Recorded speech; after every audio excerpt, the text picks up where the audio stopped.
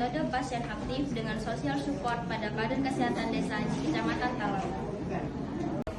Yang 50% beasiswa lagi dari BI, Bapak Ibu.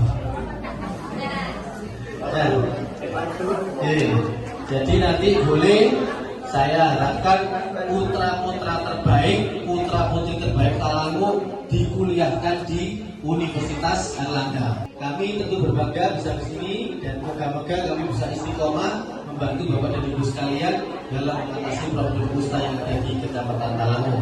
Ini sudah sering kami ke Sumeneb di bawah komandonya Pak Dr. Abdul Rahim ini monggo berdiri dulu Pak Rahim. Nah ini kalau nggak ada beliau kami nggak bisa sampai ke sini Bapak dan Ibu sekalian. Ini luar biasa. Tepuk tangan dulu untuk beliau ini. Nah, ini kami sudah kali kelima ke sini ke Sumeneb dan sudah hampir 10 tahun kami putar-putar ke Madura, di Pamekasan dan Sumeneb. Dan kami merasa terhormat bisa ketemu dengan Bapak dan Ibu sekalian di sini. Moga-moga yang nanti akan kami sampaikan cocok, klop, jos, marko jos kepada Bapak dan Ibu sekalian, bisa ditangkap dengan baik dan tentu harapannya bisa diterapkan dengan baik oleh Bapak dan Ibu sekalian. Terima kasih sekali lagi, terima kasih sama Bapak Ibu kader yang walaupun hari ini banyak kegiatan mantenan, banyak kegiatan jemput haji, masih sempat hadir di tempat kami. Terima kasih luar biasa.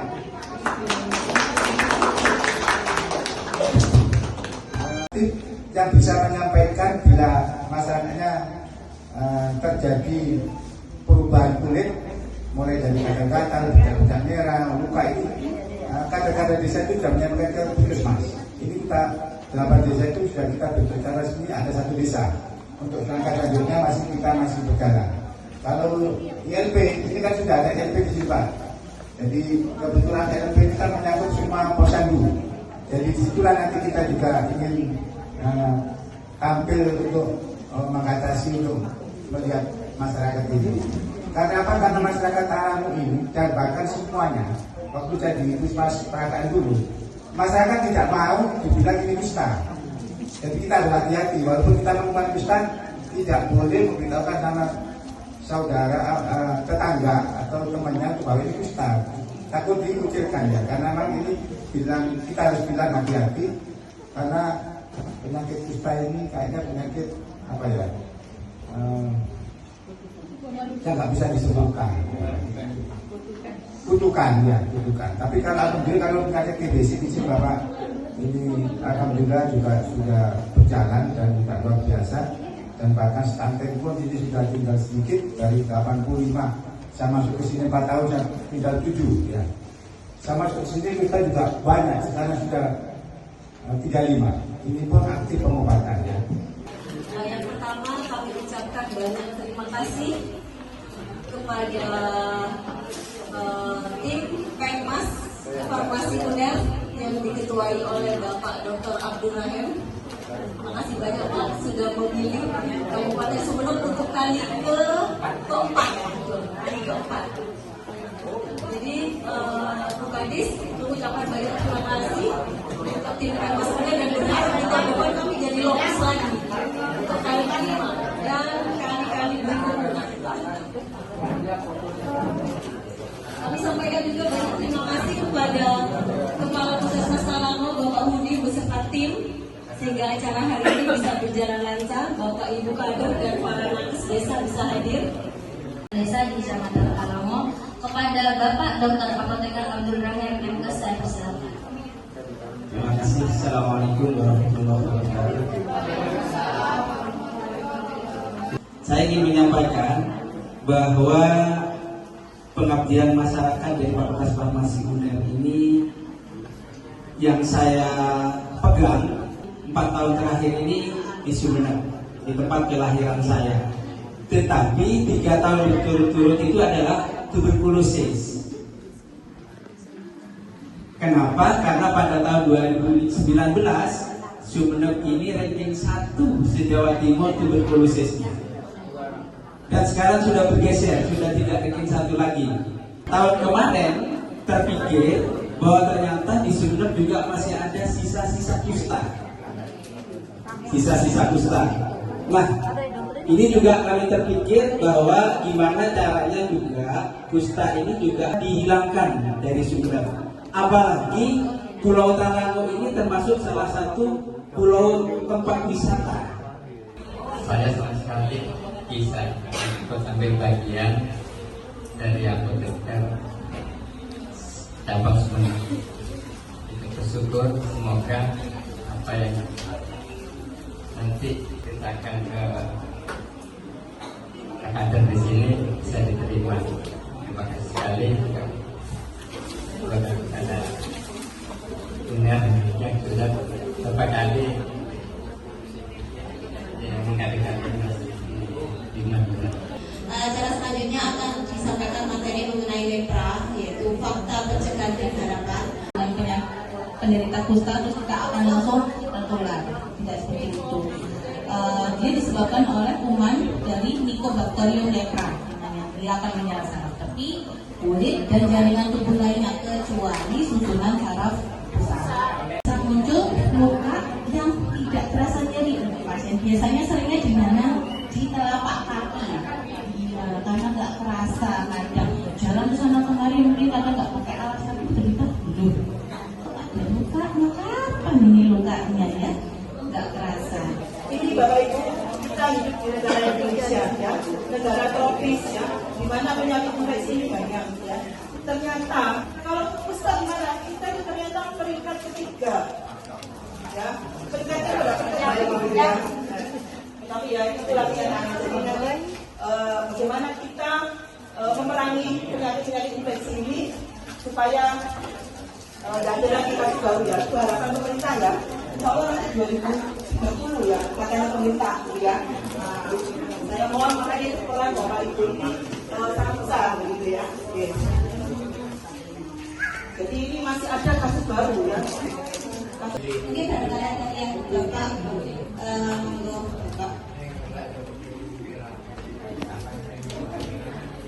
Terima kasih. Perkenalkan Bu, nama saya Muhammad Yahya dari Desa Padingke.